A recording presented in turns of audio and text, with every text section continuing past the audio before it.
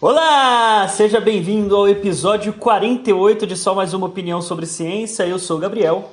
E eu sou o Ricardo. Tá arrumando a barba porque ficou um fiapinho aqui, tipo, um espiral.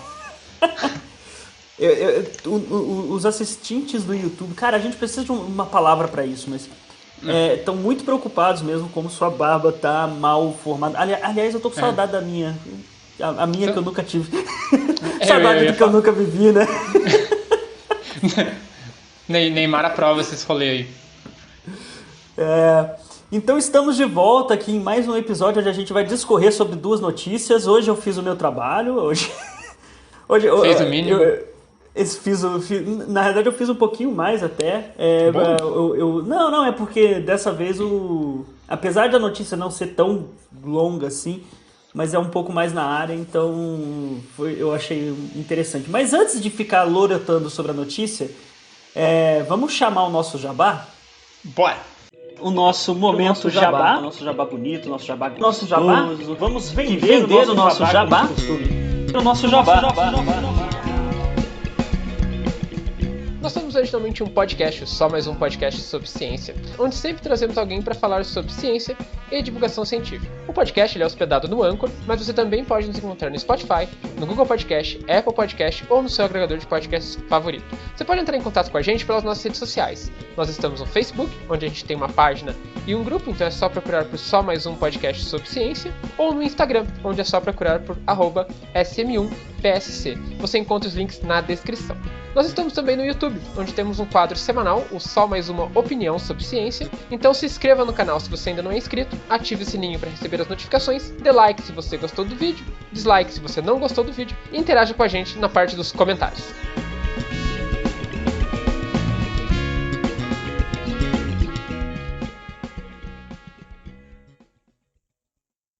Voltando, então vamos para a grande decisão. Quem apresenta primeiro? Antes de mais nada, eu só queria avisar que se por acaso alguém ouviu um barulho de serra, é porque o dono aqui do prédio está reformando a garagem. Na verdade, eu não vou falar tão alto que ele está fazendo isso, porque senão o ministro da Economia vai querer colocar ele naquelas estatísticas de empregado, sabe? É bom já deixar bem claro que ele é o dono do rolê e ele tá arrumando pra gente, ele não tá ganhando nada mais pra isso, então eu não sei nem se considera isso emprego. Tá mais pra hobby, tipo lazer dele, então não é emprego. Mano, depois das novas... Não, subiu os empregos. Qualquer coisa que você faz hoje, você levantou é emprego, né? Bom, mas... quem ranqueia os rankings, né? Quem ranqueia os rankings? Já diria Josué. Mas quem começa? Vamos para a pergunta principal. Quem começa? Tanto faz, eu posso começar. Minha notícia é engraçada, porém com um alerta. Pode começar, então. Bora, porque ultimamente eu só tenho trazido aqui notícias que tem a ver com clima, né? E como o ser humano está destruindo o meio ambiente, como ele está fazendo um trabalho pífio em habitar esse mundo. Tem uma galera que diz que não existe aquecimento global que deve dar puto contigo, né? Cara, o cara que não acredita em aquecimento global te colar aqui em Guará. Meu Deus! Não, sério. Brincando, né? Porque é aquela ideia de se tá frio não tem aquecimento global, porque tanto que hoje em dia sempre falam de mudança climática, que é exatamente para perder esse viés de pensamento, né? É porque vira um vício, né? Você fica meio que condicionado a querer ouvir outra coisa, é meio ruim. Mas, como eu falei, a notícia é engraçada porque ela vai tratar de divórcio, mas ela é preocupante porque ela tem a ver com impactos ambientais, tá? Não sei se você sabe, eu não sabia, que diferentemente dos seres humanos, os pássaros eles são animais bem fiéis aos seus companheiros. Aquela ideia de casamento é para a vida toda, para os pássaros costuma funcionar. Trago dados para suportar a minha declaração, né? Mais de 90% de todas as aves são monogâmicas. Eu sabia um rolo dos pinguins imperiais. Uhum. Mas o mais importante é o João de Barro, né, cara? O cara chega a construir uma casa, depois vai largar tudo, mano. Já teve todo esse trabalho, né? Mas enfim, eu tô tentando lembrar de um pássaro. Qual é o pássaro que bota o ovo e aí vai outro pássaro? Não, como é que é? É um pássaro, ele vai, coloca os ovos dele no ninho do João de Barro e o João de Barro cria. É o chupim, não é? Não tem uma coisa assim? Acho que é chupim. Tem até uma discussão dessa. Mas enfim, chupins à parte, né? Um bom exemplo, né, de ave monogâmica é o albatroz. Né? E aí, põe imagem do albatroz pra todo mundo saber quem é o albatroz. O albatroz é aquela ave, acho que era do desenho do Pica-Pau, que ela saía voando toda desengonçada e se esborrachava inteira a hora que tentava pousar. É uma ave meio estranhona. Mas enfim, todo esse rodeio para falar que os albatrozes, eles basicamente não se separam, tá? Eles costumam continuar com seus parceiros por muito tempo. E aqui eu abro um parênteses, né? Eu estava estudando sobre leis esses dias e me deparei com essa lei, que é a questão do divórcio no Brasil. E aí é tudo muito engraçado. O divórcio, ele foi instituído no Brasil só em 1977, tá? Foi nessa época que o divórcio surgia como aquele mecanismo que ia permitir extinguir por inteiro os vínculos de um casamento. E ainda autorizava que a outra pessoa, qualquer uma das pessoas se casasse novamente, né? Que antes tinha bastante desquite, separação. Isso. É outro rolê, né? Até 77, quem casava continuava com esse vínculo jurídico pela vida toda, tá? E se por acaso, aí sim, né, tivesse a convivência fosse tipo insuportável, aí você podia pedir o desquite, tá? E aí o desquite, ele servia para interromper os deveres conjugais, né? E aí acabava ali com a sociedade conjugal. Não preciso nem dizer que a lei do divórcio deu um escândalo enorme, porque ela basicamente dissolvia a família, dissolvia o casamento, né? E aí, adivinha quem deve ter ido contra, né? Então, mas isso é um ponto interessante, porque o que acontece? Isso é uma lei, não é simplesmente uma lei cristã, é uma lei católica. Né? Porque esse negócio de não haver divórcio é muito mais do catolicismo, né? Sim, porém, né, em 77 você teve ali a lei do divórcio, só em 2010 é que foi aprovado em segundo turno o que eles chamaram de PEC do divórcio, tá? E nesse momento o casamento civil poderia ser dissolvido pelo divórcio sem que fosse necessário uma separação judicial, porque antes, para você ter direito ao divórcio, você precisaria de uma separação judicial de 1 ano ou de comprovada separação de fato por mais de 2 anos. Puta que Mano! Isso, mano. Em 2010 é aprovada a PEC do divórcio, tá? E aí foi aprovada o divórcio direto no Brasil, tá? E aí sim você se divorciava de verdade. Uma curiosidade legal... seria da Gretchen e do Fábio Júnior sem isso? Tem vários aí. E é engraçado porque o presidente da Câmara na época, né, da aprovação do PEC do divórcio, e a gente sabe que o presidente da Câmara influencia bastante, né, quando essas PECs são votadas e tudo mais, como a gente bem sabe hoje. Mas na época o presidente era o Michel Temer. Faça o que quiser com essa informação, tá? Não estou implicando nada. Não, mas vamos lá. É uma coisa que realmente deveria ter sido aprovada, né? Sim. Voltamos pro não é pelicano, pro albatroz. Voltando pro albatroz, tá? O albatroz, ele pode viver tipo anos no oceano em busca de alimento e retornar para a Terra apenas para reprodução, tá? Então os pares que ficam juntos, eles têm os benefícios da familiaridade e da coordenação aprimorada. Então pros pelicanos, perdão. Você falou pelicano, eu vou ficar com pelicano na cabeça. Mas pros albatrozes, essa questão de se casar, vamos dizer assim, né, ficar junto, ajuda inclusive na coordenação, tá? O Francesco Ventura, né, que é um biólogo conservacionista da Universidade de Lisboa... Não tem nada a ver com conservadorismo, tá? Não, é conservacionista. Cuidado, né? É de conservação de animais, tá? Pessoal. Pior. Mas ele afirma, né, que essa estabilidade dos albatrozes, né, eles formarem essa família, ela é importante nesses ambientes marinhos que são dinâmicos, né? Porque às vezes tem comida, às vezes não tem, esse tipo de coisa. Porém, a gente não tá aqui pra falar de coisa boa, que é casamento que dá certo. A gente tá aqui pra falar de casamento que dá errado. Né? Nem tudo são flores na vida do albatroz. Quando a parte da reprodução não funciona, muitos desses pássaros, principalmente as fêmeas, deixam os parceiros e tentam encontrar um outro parceiro em outro lugar, tá? Então, a questão da reprodução é uma parte muito importante da questão do casamento, eu vou chamar de casamento, tá? Da união entre os albatrozes. Então, você já tem uma implicação direta no divórcio, né? Que é o problema em reprodução acaba levando, às vezes, pro divórcio. Especialmente aí no caso das fêmeas, tá? Bom, ainda, né? Quando que isso é mais provável, né? De acontecer esses problemas de reprodução? Em anos que tem condições mais difíceis. Tá? Então, condições de comida, condições climáticas mais difíceis. E aí, você tem os efeitos colaterais nas taxas de divórcio nos anos seguintes. Tá? O que o Francesco Ventura queria saber, justamente, se o meio ambiente ele também tem um impacto direto na taxa de divórcios. Independente da reprodução ter ido bem ou não. Porque quando a reprodução vai mal, em geral, acaba acontecendo divórcio de qualquer maneira. Então, ele vai tirar ali o fator reprodução, tá?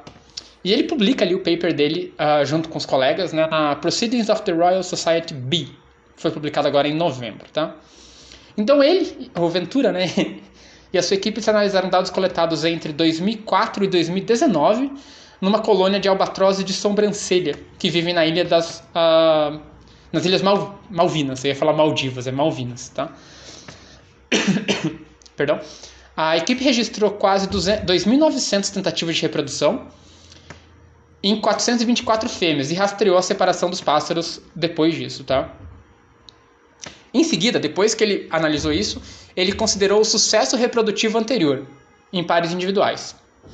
Então, os pesquisadores vão verificar se as condições ambientais tinham algum impacto perceptível nos pares que deram certo na reprodução, tá?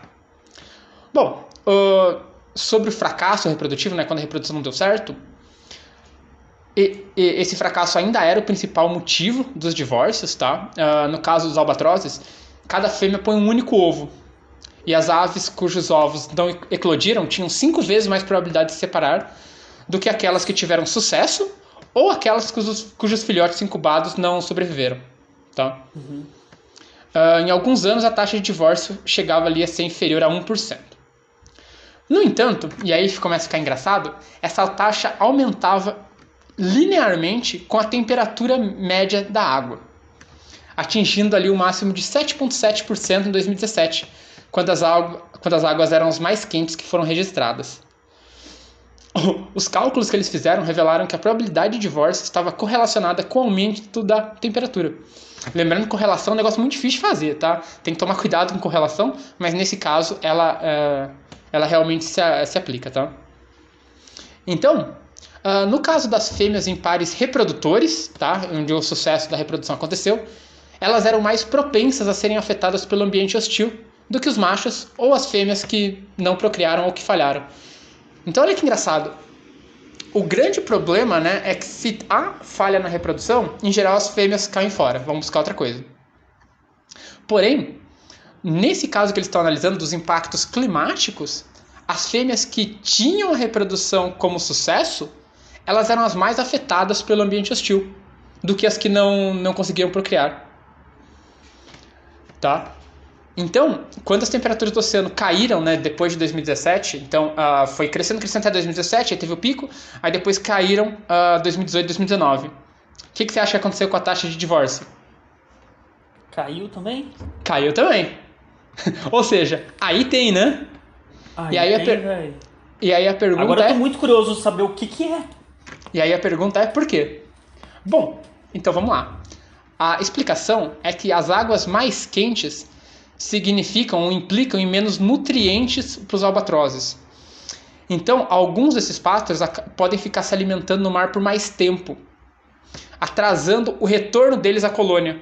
Ou então eles acabam ficando sujo, desagradável.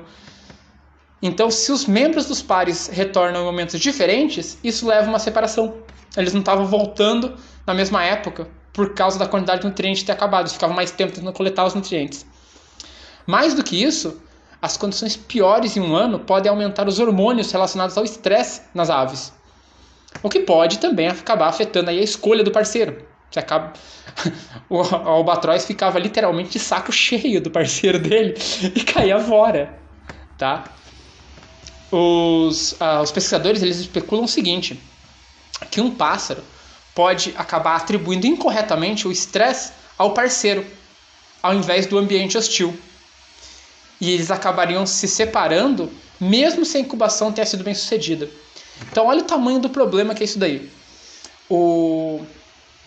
Os pássaros já tendiam a se separar quando não se reproduziam, o que é da natureza deles, né? Eles estão brigando pela reprodução, não tem reprodução, já embora. Porém, com essas mudanças climáticas, esse ambiente hostil, esses pássaros ficavam estressados, porém eles não têm ali a capacidade de correlacionar o estresse com o meio ambiente. Eles acabavam fazendo a correlação errada, que é do estresse com o parceiro. E aí, mesmo que a reprodução fosse sucesso, eles acabavam deixando o parceiro. E, cara, isso é um problema muito grande, tá? Porque segundo o... deixa eu pegar o nome do campeão aqui. Não é o campeão, é a campeã. A Antica Kulina, né, que é uma ecologista evolucionista da Holanda, ela diz que essa leitura incorreta entre as pistas e a realidade pode tornar a separação um comportamento menos eficaz no caso deles. Então, isso quer dizer que se os animais se divorciam pelo motivo errado, e isso piora na temporada seguinte, isso pode levar a um menor sucesso reprodutivo e possivelmente um declínio populacional. Eles estão se separando pelo motivo errado. Até porque a gente está falando de um animal que, como você falou, cuida de um filhote de cada vez. Para você ter um crescimento populacional, você precisa de muitas temporadas de filhotes, né? Porque a tendência, primeiro, tem que gerar pelo menos mais do que 2 num casal, para continuar o mesmo número, e tem que gerar o número mais desses bichos que são mortos por outra coisa. Então, é um bicho que, tipo assim, se você... Ele tem uma reprodução muito fraca em comparação a outros. Tipo... O ponto que você tem que levar em consideração aqui é o seguinte: quando um albatroz encontra um outro albatroz, um fêmea e um macho, e eles se reproduzem, quer dizer que aquilo ali foi o sucesso da procriação deles, entendeu? Então quer dizer que eles vão ficar juntos porque deu certo a questão da procriação, tá? O albatroz está junto com o outro para reproduzir, é isso que funciona. Quando ele tem esse grau de estresse a mais e acaba deixando um parceiro cuja reprodução deu certa, pode ser que ele não encontre um outro parceiro logo de cara que a reprodução dê certo também. Pode ser que dê errado. Aí ele volta pro mar, porque deu errado. Aí ele volta para a próxima temporada. Ele não vai continuar com o mesmo, porque deu errado agora a reprodução. Então ele vai buscar um terceiro. Começa a virar uma bola de neve e você pode ter aí um declínio populacional. E isso é muito grave, cara, porque já não são animais assim tão presentes, né? E essas coisas acabam afetando bastante a população de... Pode, né? Acabar afetando bastante a população de albatrozes. Porém, isso não se resume apenas às aves, tá? O grupo do Francesco Ventura, eu espero que seja Francesco mesmo que se pronuncie o nome dele. Mas enfim, eles reportaram que padrões semelhantes, né, essa questão do divórcio, está relacionado com o clima, podem também ser encontrados em outros animais socialmente monogâmicos, incluindo mamíferos, ou seja, esse aumento na temperatura pode acabar afetando outras populações, não só as aves, né? Que negócio bizarro. Não afetaria nós, porque até onde dizem a gente não foi feito para ser monogâmico, segundo o negócio. Isso é mais uma convenção social. Eu não sei nada sobre isso. Também não, a monogamia é bem opcional pro ser humano. E não é muito levado a sério, na real. Mas cara, problemão, né? Um problemão para as populações de aves. Eu achei bem interessante a notícia, muito engraçada até, porque você está falando de divórcio de animal, né? Mas assim, realmente meio preocupante, né? Porque imagina, você pode extinguir uma população numa pegada dessa. Eu tenho você quer falar mais? Não, manda lá. Eu tenho um comentário um pouco mais sério, só para enlaçar o negócio, e depois um monte de comentário de piada. O primeiro comentário sério. Assim, tudo que a gente falou tem que ser olhado na ótica de evolução, né? Então, por exemplo, por que o albatroz ele se divorcia quando não tem filhote? E isso é instinto. Basicamente, as duas coisas que movem um ser vivo é reprodução e sobrevivência. É as duas coisas. E na realidade, alguns abrem mão de sobrevivência para reprodução. tem muito caso em inseto, por exemplo. Eu ia falar, aracnídeos. tem caso de abelha que faz isso, né? Acho que aracnídeo tem também, eu lembro de uns casos de aranha. Sim, sim. Então, não, inseto e aracnídeo tem bastante. Tem o louva-a-Deus, se eu não me engano, é devorado pelo Pode negócio. ser. A viúva negra também devora o macho. É uns rolos assim, sabe? Mas então, a reprodução chega a ser, às vezes, mais importante do que a luta pela própria sobrevivência.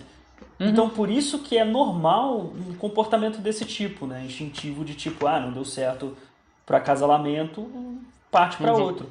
O que é muito estranho é realmente esse lance da temperatura e faz sentido. Eles conseguiram achar uma explicação e é tenso, porque como a gente comentou, é um bicho que a reprodução é muito fraca, né? Ele evoluiu mais no sentido de sobrevivência, porque é uma ave que sobrevive muito mais tempo, então ela pode se reproduzir várias vezes.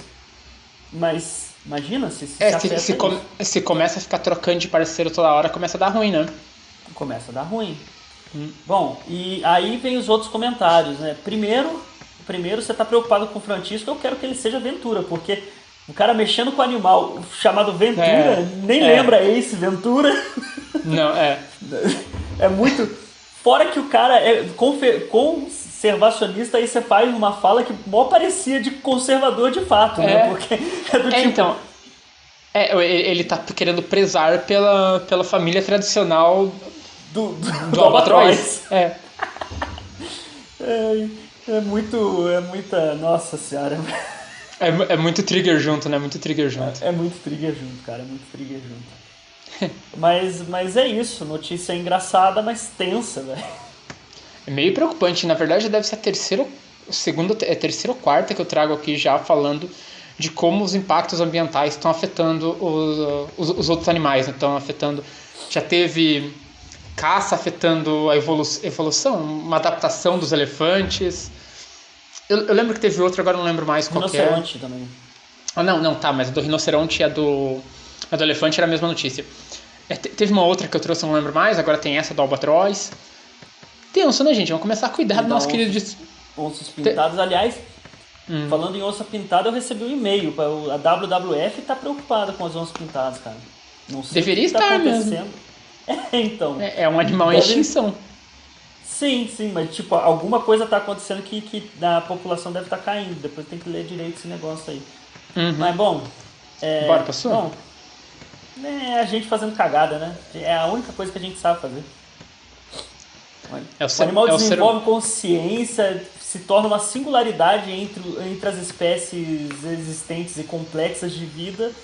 Pra quê? Pra tentar destruir todo o resto. O ser humano não é um hóspede muito, muito bom pro planeta Terra, não. Beleza, então vamos pra minha notícia? Bora. A minha notícia é muito tipo eu pensando em mim mesmo, cara. Tá. Porque, tipo assim, é uma notícia relacionada a um asteroide que eu trabalhei, eu e o nosso amigo Josué. A gente trabalhou com um projeto que seria um projeto de missão para o asteroide, era uma competição, né? Que é um asteroide HO3, ele é o 2016 HO3. Tá. Espero que eu não esteja errando um dos números, né? Se eu estiver errando, vão comer meu couro. E ele tem outro nome, na realidade. Agora ele é o Kamo'olewa. Tá. Creio eu. Kamo'olewa. Eu não vou ficar decorando nome de asteroide, é muito nome já. Nome... Isso é nome havaiano, provavelmente foi descoberto no telescópio de lá, por isso que eles colocaram esse nome. Esse asteroide, quando ele surgiu, ele já foi bem interessante porque ele é um quase satélite da Terra. Né? Tem uma órbita bem interessante, meio que diferenciada. Ele não é exatamente um satélite, ele é um quase satélite da Terra, né? E que é primeiro que é um negócio que demoraram muito tempo para descobrir, até porque era pequeno. Segundo, que está numa órbita estranha, né? Mas a órbita estranha, é estranha porque ela é diferente das órbitas... Não, é porque realmente não tem muitos objetos numa condição igual a dele. Isso é um negócio que intrigava, né? Tá. Até porque quando você encontra uma coisa dessa em uma órbita estranha, aí você tenta se perguntar como é que o bicho chegou lá. Né? A primeira coisa... Como é que é? Tatu não sobe... Não é tatu... Não, jabuti não sobe em árvore. Jabuti não sobe em árvore. Se ele tá lá, alguém colocou ele lá. E saiu um paper na Nature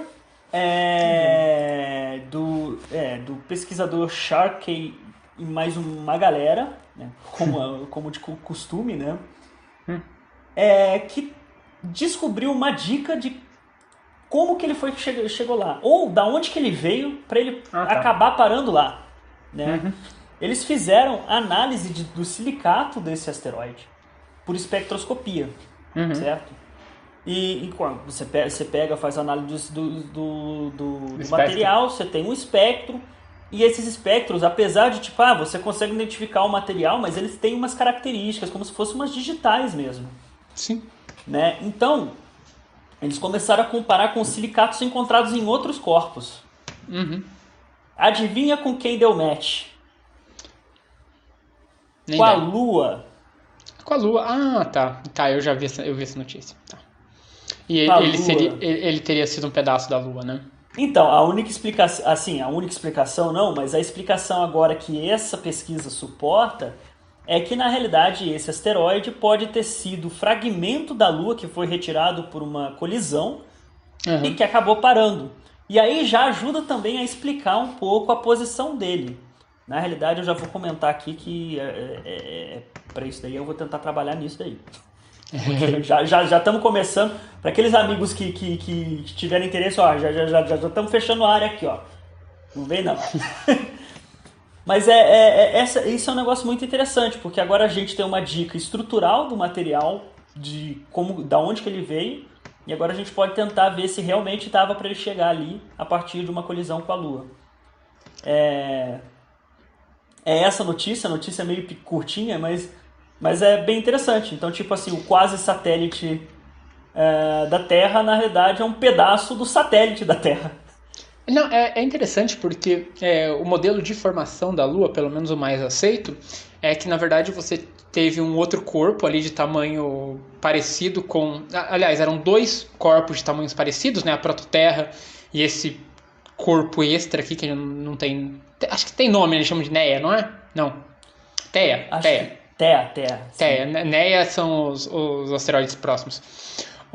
E aí você teve a colisão, né? E aí dessa colisão espalhou ali um monte de partícula ao redor, você teve a Terra e depois teve a Lua se formando ali dessas partículas. Tem vários modelos onde você forma mais de uma Lua. Você forma duas. Uma menos massiva e a outra mais massiva. Eu falei certo, mas na ordem errada, né? Em geral você fala primeiro você forma a mais massiva e depois a menos massiva. E que para você ter ali a composição da Lua hoje, teria que ter tido uma colisão posterior ainda desses dois corpos menores. Eu tô só especulando, tá? Mas eu não sei se isso aí pode ser um resquício da formação da Lua ou se é um corpo que veio depois de uma colisão posterior à formação. Tá? A sugestão é que seja de uma colisão posterior, até porque é um pedaço também, assim, é um pedaço pequeno. Grande, mas é pequeno, muito pequeno. Entendi. Né? Então... E também tem todas essas características já adormecidas da Lua. Bom... Aí tem as várias hipóteses que pode criar a partir daí. É interessante saber que saiu dali. É bem provável que tenha saído dali. Agora, como que chegou ali que é o próximo passo. É que pra mim é muito... Por que não ter se formado junto com a formação da Lua? Porque... mas ele tem a mesma composição da Lua. Tudo bem, as partículas que formaram a Lua seriam que formaram esse outro corpo também, sabe? Não tô nem dizendo que esse foi o corpo daquele resultado dessa última colisão, não. É que é muito pequeno pra isso, sabe? Tipo, se fosse pensar, teria que ser alguma coisa um pouquinho maior, né? Não necessariamente. Não necessariamente. Não, ideia nenhuma de tamanhos aqui, tá? Mas acho que poderia ser uma explicação. Parece a explicação mais óbvia, entendeu? Assim, eu pensaria nessas duas explicações óbvias, uma colisão posterior ou então um resquício da formação da Lua. Claro, o problema de ser um resquício da formação da Lua é que você teria que mostrar que esse corpo passou por todos os processos dinâmicos aqui do nosso sistema. E aí isso não é tão simples, tá? Isso não é tão fácil. Incluindo ele teria que ter sobrevivido àqueles bombardeios que a Lua teve. Não é tão simples, né? Ele pode não ter... Ele tá numa órbita muito estranha. E que também diz não tem uma estabilidade tão grande assim, né? Entendi. Então... Não, pode ser. Pode ser. Aqui eu trabalho com formação, então eu quero ver tudo se formando. Não quero nada do jeito. E quando você falou, me veio na cabeça esse artigo onde eles formam 2 corpos, na verdade. E aí depois você tem uma colisão posterior da Lua. Mas é um tema divertido, esse tema de formação da Lua, porque... Você tem vários trabalhos, a maioria deles concorda na questão de houve uma colisão primordial que espalhou um disco e desse disco saiu a Lua. Mas nem todos eles concordam muito bem como que essa formação se deu. Tá? Como é que eu posso dizer? Essa reaglutinação de partículas num outro corpo, que seria a Lua, isso não é tão simples de fazer. Especialmente se você quiser tentar reproduzir algumas características, como, por exemplo, composição, momento angular. É um rolo isso daí, não é tão fácil assim, não. É divertido, o problema da Lua é um problema divertido. Eu não trabalho especificamente com isso, mas eu acho é um dos mais difíceis, deve ser porque é o que a gente tem mais informação, né? Como a gente tem muita informação, quer dizer que é muito difícil reproduzir ele. Mas é divertido. Porque aí você tem muito certinho ali como que deu, né? E aí é complicado, porque você tem que partir de uma condição perfeita original e aí complica. Bom, tem uma galera que estuda os ângulos para ter essa colisão que gerou essas partículas. É uma festa toda, como é que eu posso dizer? É um mundo de parâmetros aí para você ir analisando, não é tão simples não. Mas legal, artigo bacana. Imagino que vocês queiram fazer com isso agora. Na verdade, eu imagino, eu tenho uma boa ideia do que vocês querem fazer, mas... Vamos ver. Ótimo. Mas é isso, a gente encerra por aqui. Não sabemos quando será o próximo. O dezembro parece estar meio enrolado, mas a gente tem uma surpresa em algum dos episódios aí mais pra frente. A gente deve fazer um dos episódios temáticos, né? Mas vai ser bem específico esse temático. Fica como surpresa, né? Vamos esperar dar tudo certinho, tudo certinho. A hora que a gente recebeu tá tudo certo, aí a gente fala, não, tá tudo certo. E aproveitando também, devemos gravar um podcast, porque eu acho que o pessoal também não... Faz tempo que ele não solta um. A gente deve gravar um podcast ainda em dezembro, dia 12. Quando vai sair também é outra coisa, porque tem um potencial grande de esse podcast ser dividido até em mais episódios, talvez. Vamos ver como é que vai sair o material. E aí a gente vai informando conforme for sair. Esse aí eu tô... Não é porque é o nosso podcast que eu vou falar, mas tipo, eu tô bem hypado pra ele. Vamos ver se vai estar tudo certo. Beleza? Beleza. Então é isso, a gente se vê até a próxima, né? Até a próxima.